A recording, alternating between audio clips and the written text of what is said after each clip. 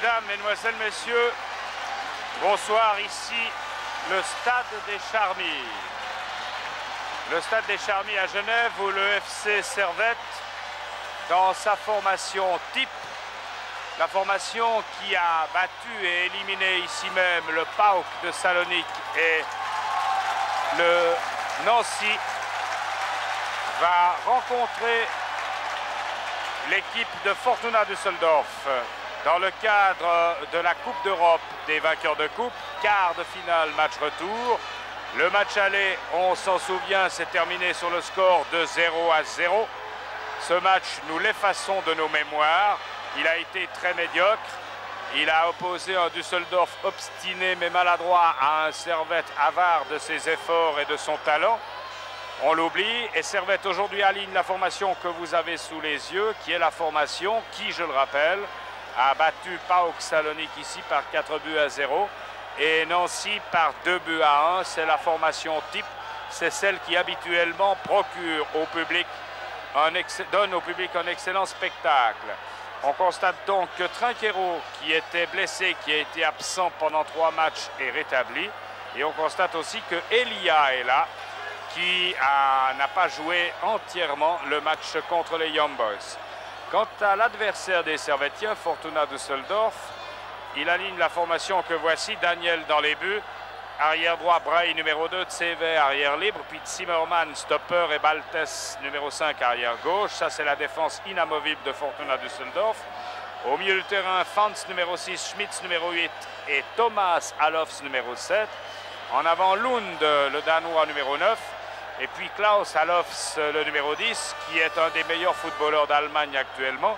Et enfin Bommer, numéro 11. Par rapport au match aller, 3 changements sont absents par rapport au match aller, le 0-0 de Düsseldorf. C'est l'ailier gauche qui est blessé. Et puis Weichel et Günther, ceci n'est pas très important.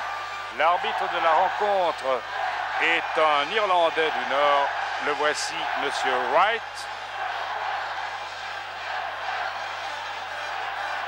Et il doit y avoir ce soir au Charmilles 25 000 spectateurs à peu près.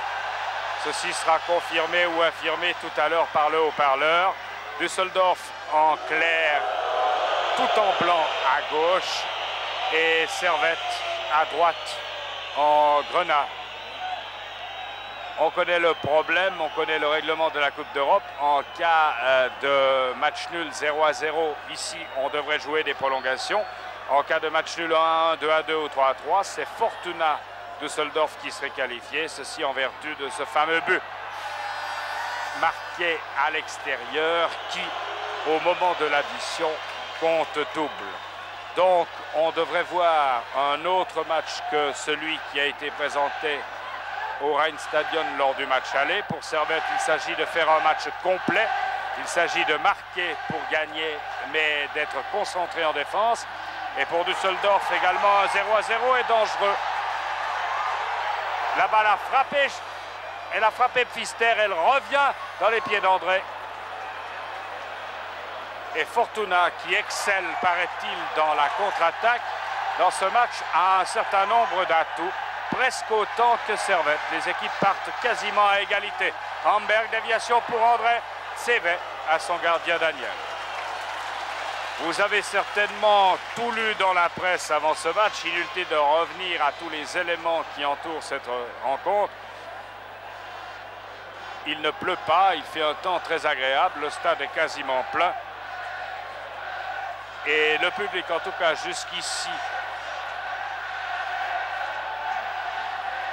soutient son équipe comme le FC Servette l'a demandé. Alofs. Lund sur la droite. Lund. Thomas Alofs qui centre mal. Guyot. Elia, bien joué. Barberis. Très bien joué de Barberis. À gauche, complètement démarqué Elia. Pfister également sur la droite. Elia est tout seul à gauche. Pfister au centre.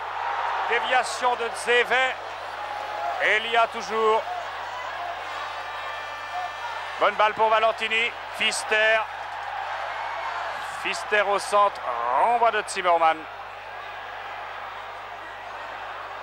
Alofs.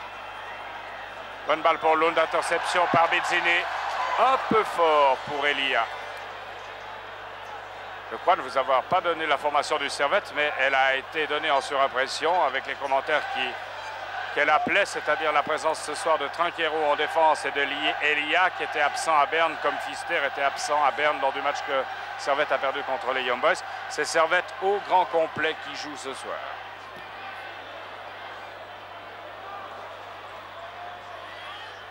Bommer, il est très très grand, 1,90 m si nous ne faisons erreur. Bommer, il a passé, il a failli passer.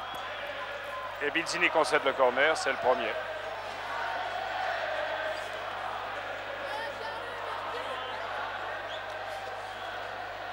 Bizzini qui a concédé un corner sur Bommer. Et que tire Alofs. Et goal splendide. C'est Bommer qui a marqué. À mon avis, c'est Bommer qui a marqué. Le numéro 11 en a été très surpris. Très joli goal sur corner. Ça doit être le grand Bommer qui a marqué. On ne saurait se tromper. On ne l'a pas vu. Il a jailli véritablement. Il nous a surpris autant que la défense servettienne. Ça doit être Bommer après 5 minutes de jeu. Magnifiquement, grâce à sa grande taille.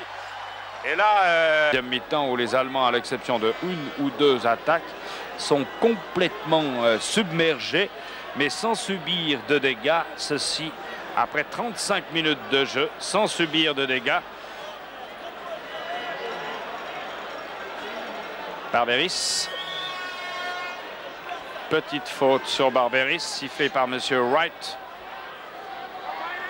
Pfister. Il a éliminé Baltas cette fois-ci.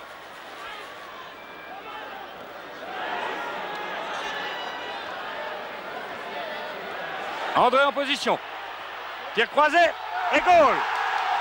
André en position à 10 minutes de la fin. Splendide tir de Didier André. 80e minute. Ah, les Servettiens n'ont pas souvent été en position. Et c'est vraisemblablement pour André la première fois. Entre les jambes du défenseur, parfaitement croisé. Une balle que Daniel, le gardien allemand, effleure. Et alors là, ce tir de André, il peut valoir beaucoup. Il a l'air de s'en excuser, mais il ne pouvait pas faire mieux. Est-ce qu'il voulait peut-être la placer mieux? Ou bien est-ce que Schneider lui dit pourquoi tu n'as pas fait ça plus tôt? Enfin, il ne faudrait tout de même pas...